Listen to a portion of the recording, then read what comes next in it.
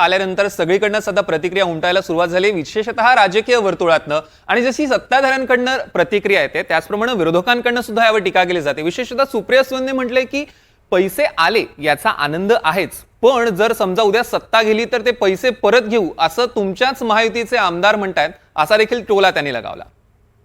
आणि मला कालच लातूरमध्ये मी होते तेव्हा मला सांगितलं की महाराष्ट्र मुख्यमंत्री लाडकी बहीण योजनेचे पैशाचा वाटप सुरू झालं आहे. आनंदाची गोष्ट आहे की रक्षाबंधनाच्या दिवशी महिलांना पैसे मोजत आहेत, त्याचं मी मनापासून स्वागत करते.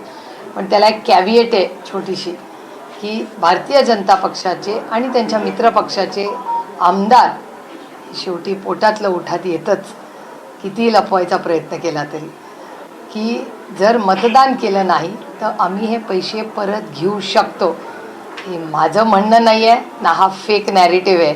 तुमच्या सगळ्या इथे जेवढे कॅमेरे ह्या सगळ्या चॅनल्सनी आणि वर्तमानपत्रांनी ही बातमी दाखवलेली आहे. आणि एक नाही म्हणले, 2-2 आमदार तेच वक्तव्य करतात.